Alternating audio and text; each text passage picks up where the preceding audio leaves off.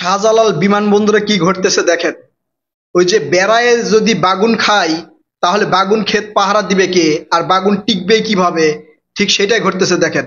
মনে হচ্ছে ওর বাপ দাদার সম্পত্তি মোবাইল গুইলা তার বাপ দাদা বিদেশে মানে কাজ কাম কইরা রাত দিন পরিশ্রম করে এই মোবাইল পাঠাইছে, সেই মোবাইলগুলো বের করতেছে দেখেন।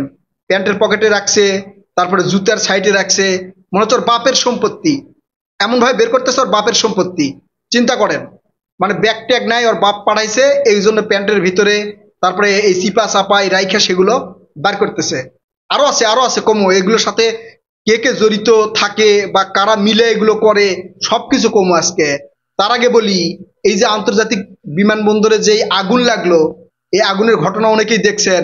ফায়ার সার্ভিস যা সেখানে দাঁড়াই ছিল, অনুমতির অপেক্ষায় ছিল আগুন নিভাবে কিনা, মানে সবকিছু পুরো ছাই হোক তারপরে অনুমতি আসুক। আবার দেখলাম, এটা পুরোপুরি জানি না, যে ওখানে যে গেটম্যান ছিল তাই নাকি ফায়ার সার্ভিসের গাড়ি মানে আটকে রাখছিল যে অনুমতি পাবে তারপরে ঢুকতে দিবে। চিন্তা করেন, তাহলে এখন বুঝতে পারতেছেন এগুলো কার ঘটনা। আবার প্রবাসী কল্যাণ মন্ত্রণালয়ের দায়িত্বে আছে কিন্তু না আমাদের আসিফ নজরুল স্যার। আসিফ নজরুল স্যার এগুলো ভালো করে দেখতেছে নাকি? আসিফ নজরুল স্যারকে নিয়ে তো অনেক ধরনের কথাবার্তা আমরা বলি। আপনারা জানেন আসিফ নজরুল স্যার কি করছে। যাই হোক, সেটা অন্য বিষয়। এখন বলি যে এই চোরেরা কিভাবে এগুলো করে। এই যে আমাদের যেগুলো ভাইয়েরা বউ বাচ্চা ফ্যামিলি রাইখা বিদেশ যাইয়া দিনের পর দিন রাতের পর রাত কষ্ট করে তাদের মাথার ঘাম পায়ে ফেলে সৌদি আরবের 46 ডিগ্রি তাপমাত্রার ভিতরে কাজ কইরা এই বাসার জন্য যে একটু মোবাইল টোবাইল বা স্বর্ণ অলংকার পাঠাবে, সেগুলোর নিরাপত্তা নেই। এগুলো নিরাপত্তা কে বিঘ্নিত করতেছে, কে চুরি করতেছে, দেখছেন তো ভিডিওতে। এখন এগুলোর পিছনে আর কি কি রহস্য আছে। আপনারা জানেন যে এয়ারপোর্টে আনসার, তারপরে arm police battalion, CID, SB, civil immigration, মানে সব কিছু সেখানে আছে। তারপরেও বিদেশ থেকে কোনো মালামাল নিয়ে আসলে তার নিরাপত্তা নাই।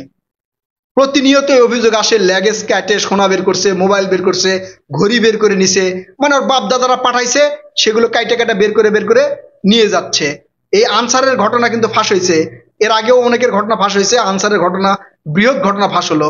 তার মানে কি আনসারের সাথে একাই আছে, আর অন্য কেউ নেই? জি আছে। এই আনসারকে যারা সহযোগিতা করে তারা কারা? আনসার কি বেল্ট কাটে? না, আনসার কিন্তু বেল্ট কাটে না। মানে বিদেশ থেকে যেই ল্যাগেজ আসে, সেই ল্যাগেজ গুলো যারা বেল্টে তুলে দেয় তাদের কাহিনী কিন্তু এগুলা। ওই বেল্টে তুলে দেওয়ার সময় হঠাৎ করে কাইটা ভিতরে হাসতে হাসতে জাপাই নিয়ে রাখার পরে আবার বেল্টে দিয়ে দেয়। তারপরে এই আনসারদের কাজ কিন্তু এগুলো ট্র্যাকেল দেওয়া।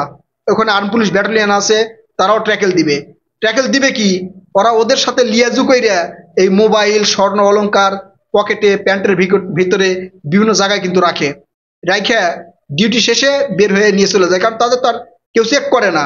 আর তাদের চেক করা এটা কেউ মনেও করে না যে তাদেরও চেক করা দরকার। প্রত্যেকটা বাহিনী যারা এয়ারপোর্টে আছে সবাইকে ডিউটিতে ঢোকা এবং বের হওয়ার সময় চেক করা উচিত। আমি মনে করি চেক হয় নাকি জানি না, এয়ারপোর্টের রহনিশি এই ঘটনাগুলি কিন্তু ঘটে যাচ্ছে এবং এইটা দেখার কেউ নেই। আবার এদের সাথে পুলিশও কিন্তু জড়িত আছে বলে অনেকেই মনে করছেন। পুলিশ আছে, সিভিল ইমিগ্রেশনে যারা আছে তারাও আছে। তাই এগুলোর সুষ্ঠু তদন্ত করে সুষ্ঠু বিচার বাংলাদেশের জনগণ দেখতে চাই। আসলে আদৌ সেটা হবে কিনা জানি না, কারণ এই যে যে ধ্বজভঙ্গ সরকার বর্তমানে আছে, আর যেই উপদেষ্টা এর দায়িত্বে আছে তারা নিয়ে তো অভিযোগের শেষ নাই। এই জন্য এর বিচার সঠিক হবে কিনা বা আরো কি অপেক্ষা করতেছে এটা আমাদেরকে দেখতে হবে। তবে নির্বাচিত সরকার আসলে আমরা দাবি দেওয়া নিয়ে কিন্তু বলতে পারি। এই সরকার কিন্তু বলে লাভ নাই, কারণ সে আজকে আছে কালকে নাই। বলবে এত চাপ দিলে তো আমি পদত্যাগ করব, তাই না? এরা কিন্তু বলছিল যে আমি পদত্যাগ করব, আর সেটা বলছিল হচ্ছে নাহিদ ইসলাম, মানে অন্য কারোর সাথে ঘুটু করে নাই, এনসিপির নাহিদ ইসলামের সাথে ঘুটু করে এনসিপি নাহিদ ইসলামকে বলছিল। তাই নাহিদ ইসলাম বলছিল যে এই অন্তর্বর্তীকালীন সরকারের প্রধান ডক্টর মোহাম্মদ ইউনূস যে কোনো সময় পদত্যাগ করতে পারে, আর সে পদত্যাগ করলে মনে হয় বাংলাদেশে আর কেউ নাই। যাই হোক, সেটা পরের ঘটনা। কিন্তু এয়ারপোর্টে যে ঘটনাগুলো ঘটছে, এই সকল মাদারবোর্ডকে যদি এয়ারপোর্টে রাখা হয় তাহলে এই এয়ারপোর্টে কোনো কিছুরই রক্ষণাবেক্ষণ সঠিকভাবে হবে না।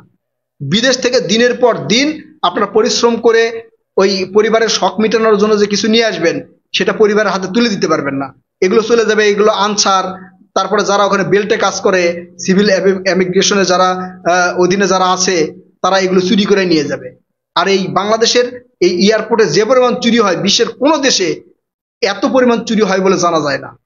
তার মানে এই এয়ারপোর্টটা হচ্ছে চোরের একবারে আড্ডাখানা, চোরের খুনি বললে ভুল হবে না এয়ারপোর্টে যারা আছে।